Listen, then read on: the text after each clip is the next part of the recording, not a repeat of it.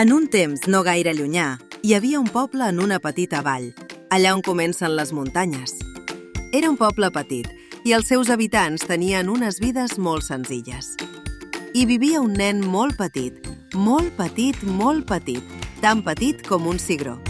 I és per això que li deien en Cigronet.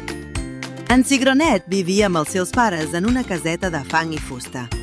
En el primer pis dormien els animals, l'ase Nicolau i la cabra Catalina, els conills i les gallines.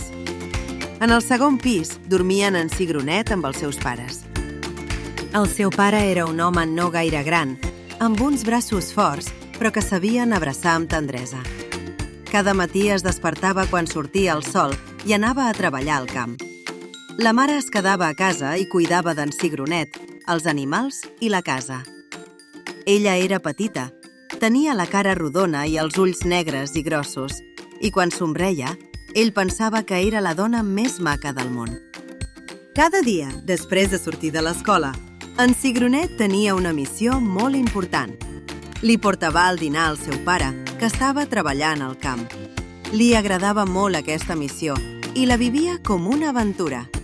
Però també era una missió molt perillosa. En Cigronet era molt petit i algú podia trepitjar-lo sense adonar-se'n. Així, anava sempre cantant aquesta cançó.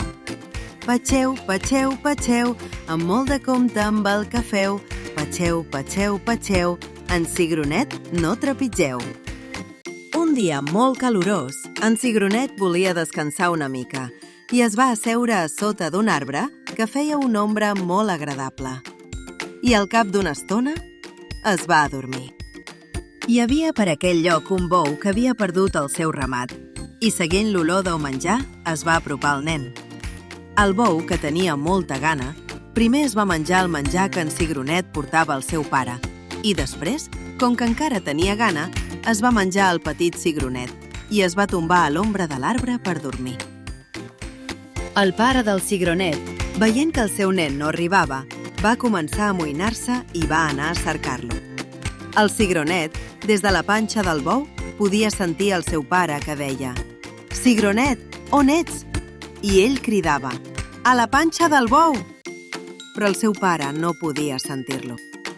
Cansat de buscar el bon home, es va asseure sota d'un arbre on hi havia un bou adormit. Pensava què fer per trobar el seu nen, quan va sentir un soroll que venia des de dins del bou. Va apropar l'orella i va sentir el seu fill en Cigronet.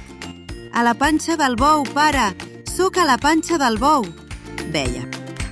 L'home va agafar la seva navalla i amb un ràpid moviment va obrir la panxa del bou i va treure el seu fill de dins de l'animal. El nen estava una mica brut, però sense cap esgarrapada. L'home el va agafar entre els seus braços i van anar cap al poble. Als afores del poble hi havia un prat al costat del riu i allà el pare i el fill van encendre un foc on rostia el bou. Amb l'olor del rostit, ràpidament van arribar tots els veïns del poble i amb Cigronet els va explicar la seva aventura i tothom menjava i reia. I és que aquell poble es gaudia amb les petites coses de la vida.